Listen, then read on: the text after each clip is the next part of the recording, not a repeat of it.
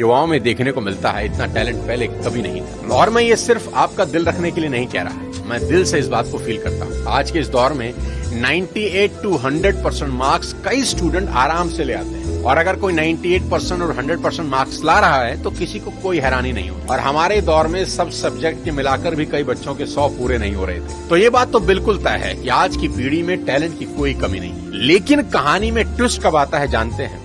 जब बच्चे 14 से 20 साल की उम्र में होते हैं। अब इनके हार्मोन्स जंप करने लगते हैं, और इसका सबसे गंभीर असर ये होता है कि ये हार्मोन्स बच्चों को पेरेंट्स से दूर कर देते हैं, क्योंकि इस उम्र में बच्चों को चाहिए आजादी, और माँ बाप वो आजादी देते नहीं, क्योंकि वो जानते हैं इस तरह की आजादी के लिए ये उम्र सही नहीं है। तो पेरेंट्स रोकते हैं, समझाते हैं, उनको पता है ये उम्र फिसलने वाली है, यही वो उम्र है जिसमें फ्यूचर बन भी सकता है और बर्बाद भी हो सकता है।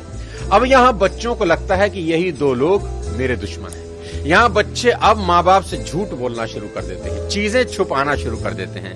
बच्चों को अब दोस्तों के साथ रहने में ज्यादा मजा आने लगता है, अपने ही माँ बाप अब दुश्मन दिखाई पड़ने लगते हैं। अगर किसी बात पर माँ बाप डांट दें तो आजकल के बच्चों का एक फेवरेट डायलॉग है, आवर पेरेंट्स आर आउटडेटेड। पापा आप सटिया गए। और अगर बच्चे ऐसा कर रहे हैं तो मुझे इसमें कोई हैरानी की बात नजर नहीं आती। ये नेचुरल है, सभी करते हैं। 25-30 साल पहले हम भी यही करते थे, पर आज के कोई 25-30 साल के बाद इनके बच्चे भी ठीक इसी इंटेंसिटी से ऐसा ही करेंगे। ये साइकिल चलता रहेगा। अरे आपको दिक्कत क्या है हमसे? कम से कम हम कोशिश तो कर रहे हैं ना। बाकी मोहल्ले के लौंडों के जैसे सड़क पे आवारागर्दी तो नहीं कर रहा है, लंठाई तो नहीं कर रहा है। पढ़ाई पे ध्यान दिए होते हैं तो अरे नहीं गया ध्यान पढ़ाई पे। एक और कहानी जो इस उम्र में होती है वो ये कि बच्चे अपने पेरेंट्स से अब नफरत करते हैं और दूसरे पेरेंट की बात खुशी खुशी सुन लेते हैं। यहाँ अपना ही एग्जाम्पल देता हूँ। आज बहुत लोग मेरी बात सुनते हैं और मानते हैं, दूर दूर से कंसल्टेशन लेने आते हैं, पर मेरी अपनी बेटी को समझाने में मेरे पसीने निकल जाते हैं। कपिल शर्मा के शो में आमिर खान का भी यही प्रॉब्लम है, जो उन्होंने बताया कि सभी स्टार्स के बच्चे अपने करियर की सलाह मुझसे लेने आते हैं, पर मेरे अपने बच्चे मेरी बात नहीं सुनते। बच्चे बात सुने या ना सुने ये मेरी प्रॉब्लम नहीं है, मेरी चिंता कुछ और है, वो बताता हूँ आपको। अभी कुछ दिन पहले मैं एज अ चीफ गेस्ट अपनी बेटी के स्कूल में गया, जहां उनकी प्रिंसिपल ने मुझे इनवाइट किया।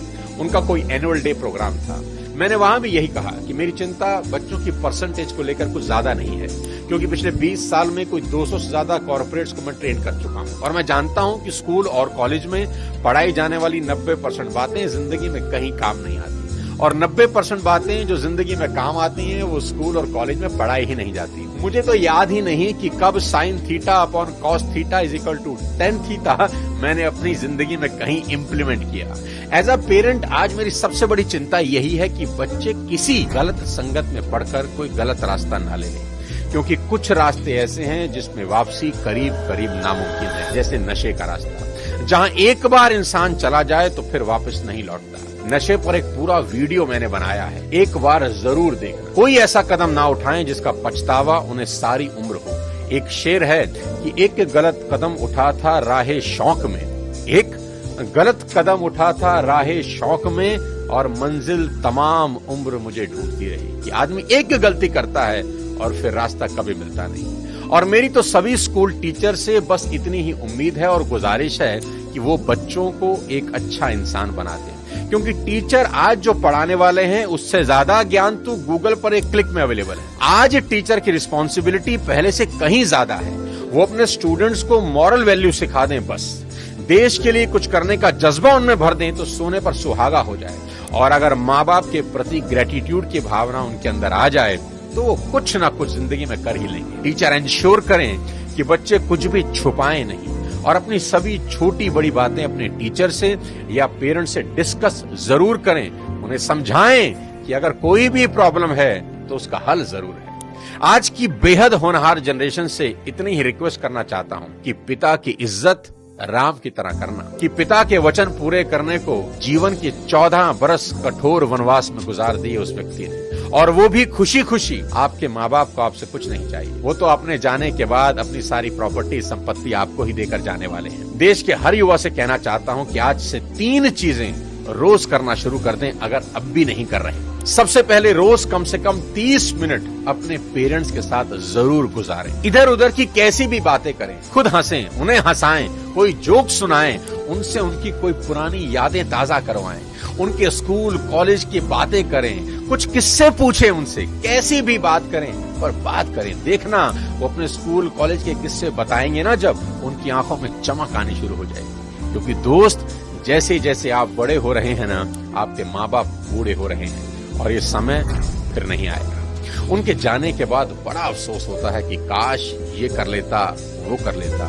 उनका कर्ज सारी जिंदगी नहीं उतार सकते, पर अपना समय उनको देकर उस कर्ज का इंटरेस्ट जरूर भर सकते हैं। मुनव्वर राणा का एक शेर है कि लौट कर जैसे भी हो ऐ जाने पिदर आ जाना, लौट कर जैसे भी हो ऐ जाने पिदर आ जाना, ऐसी वैसी जो खबर सुनना तो घर आ जाना, और वक्त रुखसत हमें इज्जत से सलामी देने, जब डुबोने लगे दरिया तो नजर आ जाना। आस पास ही रहना अपने माँ बाप।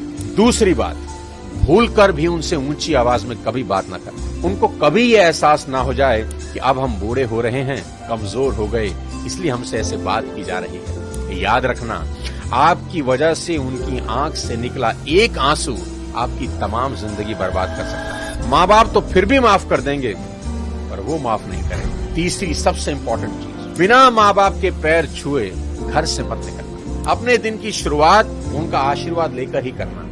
मैं आपको ये अपने पर्सनल एक्सपीरियंस से बता रहा हूं कि ये एक ऐसा सुरक्षा कवच है जो आपको बड़ी से बड़ी मुसीबत से बचा देगा। दिल से दिए उनके आशीर्वाद को भगवान भी नहीं टाल सकते। बस ये 3 चीजों पर अमल करना शुरू कर देना मेरा दोस्त। मेरा दावा है देवता भी आपको आगे बढ़ने से नहीं रोक पाएंगे। मैं चाहता हूं कि आप इस वीडियो को पूरे देश के नौजवानों को भेज दें, हर माँ बाप को भेज दें। हर माँ बाप अपने बच्चों के साथ बैठकर ये वीडियो जरूर देखें। बच्चे अपने माँ बाप के साथ बैठकर इस वीडियो को देखें। बहुत सी चीजें हम रोज शेयर करते हैं व्हाट्सएप पे, यूट्यूब पे, यहाँ वहां से, पर आपसे रिक्वेस्ट है कि इस वीडियो को पूरे देश में शेयर कर दें और मिलकर भारत को एक बेहतर भारत बनाएं। अगले किसी और वीडियो के साथ फिर आपसे मुलाकात करूंगा। तब तक अपने स्वास्थ्य का ध्यान रखिए। Thank you.